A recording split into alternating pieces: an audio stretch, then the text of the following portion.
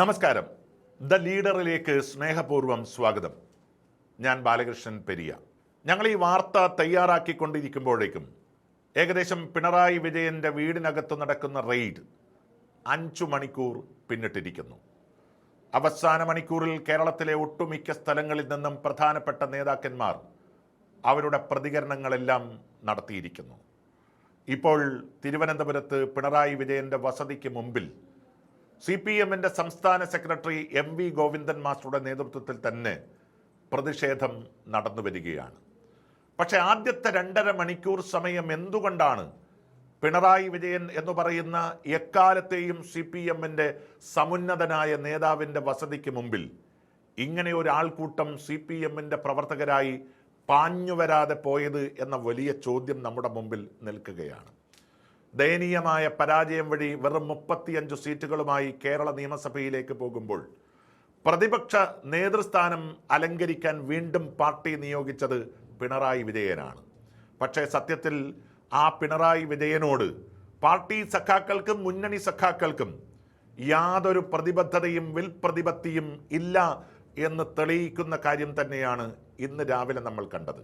പക്ഷേ ഈ കാഴ്ചകളെക്കാളും എല്ലാം പ്രധാനപ്പെട്ട ഒരു കാഴ്ച എന്ന് പറയുന്നത് പിണറായി വിജയൻ്റെ വസതിക്ക് മുമ്പിൽ കറുത്ത ടീഷർട്ടും കറുത്ത പാൻറ്റും ധരിച്ച് ഒരാൾ നിൽക്കുന്നതാണ്. കഴിഞ്ഞ 1-2 ദിവസമായി മാധ്യമങ്ങളിലെല്ലാം നിറഞ്ഞു നിൽക്കുന്ന അദ്ദേഹത്തിൻ്റെ പേര് അനിൽകുമാർ എന്നാണ്. DGP കഴിഞ്ഞ ദിവസമാണ് അന്വേഷണ വിധേയമായി പിണറായി വിജയൻ്റെ ഗൺമാൻ ആയിരുന്ന അനിൽകുമാർ ഉൾപ്പെടെയുള്ള 5 ആളുകളെ സർവീസിൽ നിന്നും സസ്പെൻഡ് ചെയ്തത്. സസ്പെൻഡ് ചെയ്യപ്പെട്ട ഒരു പോലീസ് ഉദ്യോഗസ്ഥൻ പ്രതിപക്ഷ നേതാവിൻ്റെ വസതിക്ക് മുമ്പിൽ കാവലാളായി നിൽക്കുന്ന അഭൂതപൂർവമായിട്ടുള്ള കാഴ്ച കേരളത്തിലെ ക്യാമറ കണ്ണുകൾ ഒപ്പിയെടുത്തു. അദ്ദേഹത്തിൻ്റെ മനസ്സിൽ എന്തായിരിക്കും എന്ന് ചോദിച്ചാൽ, ഞാൻ പുറത്തായാലും അകത്തായാലും ആ കാലഘട്ടങ്ങളിലെല്ലാം തന്നെ സംരക്ഷിക്കാൻ പിണറായി വിജയനുണ്ട് എന്ന ധാർഷ്ട്യം, എന്ന ധിക്കാരം, എന്ന സമീപനം, അതാണ് യഥാർത്ഥത്തിൽ അനിൽകുമാറിനെ നയിച്ചത്. അല്ലെങ്കിൽ ഇത്രയധികം ക്യാമറ കണ്ണുകൾ നിറഞ്ഞു നിൽക്കുമ്പോഴും ആ ക്യാമറയുടെ മുന്നിൽ തന്നെ വന്നു നിൽക്കാൻ അനിൽകുമാറിനെ പ്രേരിപ്പിച്ച ഘടകം മറ്റൊന്നുമല്ല. യഥാർത്ഥത്തിൽ DGP ആണ് ഈ ഉത്തരവ് പുറപ്പെടുവിച്ചത്. ആ DGPയെ പോലും വെല്ലുവിളിക്കുന്ന സമീപനമാണ് സസ്പെൻഷന് വിധേയനായ അനിൽകുമാർ ഇപ്പോൾ സ്വീകരിച്ചിട്ടുള്ളത്. സസ്പെൻഷനിലായ ഒരു പോലീസുകാരൻ ആ കാലഘട്ടത്തിൽ ഇത്തരം നീതി നിർവഹണ ഘട്ടത്തിലെ അപമാനകരമായിട്ടുള്ളൊരു സമീപനം സ്വീകരിച്ചാൽ അദ്ദേഹത്തിനെതിരെ എന്തു നടപടിയെടുക്കാൻ സാധിക്കും എന്നുള്ളതിനെക്കുറിച്ച് സ്വാഭാവികമായും DGP തീരുമാനിക്കണം. അതല്ലെങ്കിൽ ഇത് കേരള പോലീസിന് തന്നെ അപമാനമാണ്. പുറത്താക്കിയതിന് ശേഷവും പുറത്താക്കപ്പെട്ടതിന് കാരണക്കാരനായ അന്നത്തെ മുഖ്യമന്ത്രിയുടെ പടിവാതിക്കൽ ഒരു സുരക്ഷാ ഉദ്യോഗസ്ഥനായി അനിൽകുമാറിന് നിൽക്കാൻ മാനസികമായിട്ടുള്ള ധൈര്യം കിട്ടിയിട്ടുണ്ടെങ്കിൽ ഏതു കാലാവസ്ഥയിലും ഏതു ഘട്ടത്തിലും തന്നെ സംരക്ഷിക്കാൻ ഒരു പിണറായി ഉണ്ട് എന്ന അദ്ദേഹത്തിൻ്റെ ധിക്കാരവും ധാർഷ്ട്യവുമാണ്. ഇത് കേരളത്തിൻ്റെ മനസ്സാക്ഷിക്ക് വെച്ചുപറപ്പിക്കാൻ സാധിക്കുന്ന ഒന്നല്ല.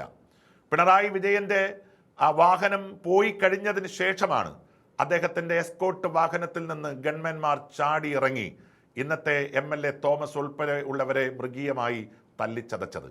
അദ്ദേഹത്തിൻ്റെ തലയിലാണ് ഏറ്റവും വലിയ പരിക്കു പറ്റിയത്. തലയിൽ പരിക്കേൽക്കത്തക്ക രീതിയിലുള്ള മർദ്ദനം ഉണ്ടായി എന്ന് പറഞ്ഞാൽ അത് വലിയ കുറ്റമാണ്. ഇപ്പോൾ ലഭിച്ചിരിക്കുന്നത് ഒരു താൽക്കാലിക ശിക്ഷയാണ്. കൊലപാതക ശ്രമത്തിന് പോലും കേസെടുക്കാം എന്നുള്ളത് കൊണ്ട് മിനിമം 10 വർഷമെങ്കിലും ജയിലിൽ കഴിയേണ്ട സാഹചര്യത്തിലേക്കാണ് അനിൽകുമാറും 5 പോലീസുകാരും ഇപ്പോൾ നടന്നു പോകുന്നത്. അങ്ങനെ ഒരു പോലീസുകാരൻ ഉത്തരവാദപ്പെട്ട ഒരു പ്രതിപക്ഷ നേതാവിൻ്റെ വസതിക്ക് മുമ്പിൽ, അതും എൻഫോഴ്സ്മെന്റ് ഡയറക്ടറേറ്റിനെ പോലുള്ള ഒരു അന്വേഷണ ഏജൻസി അകത്ത് അദ്ദേഹത്തിൻ്റെ മൊഴിയെടുക്കുകയും അന്വേഷണം നടത്തുകയും ചെയ്യുന്ന ഒരു ഘട്ടത്തിൽ അവിടെ പാഞ്ഞു വന്ന് സുരക്ഷാ കവചം ഒരുക്കുന്നു എന്ന് പറഞ്ഞാൽ അതൊരു ഗുണ്ടായിസത്തിൻ്റെ ലക്ഷണം തന്നെയാണ്. അതല്ലാതെ അതൊരു പോലീസിംഗ് ആയി ആർക്കും കാണാൻ കഴിയില്ല. ഈ വിഷയത്തിൽ കേരളത്തിൻ്റെ DGP ഇടപെടുക തന്നെ ചെയ്യും എന്നാണ് ഇപ്പോൾ നമുക്ക് മനസ്സിലാക്കാൻ സാധിക്കുന്നത്.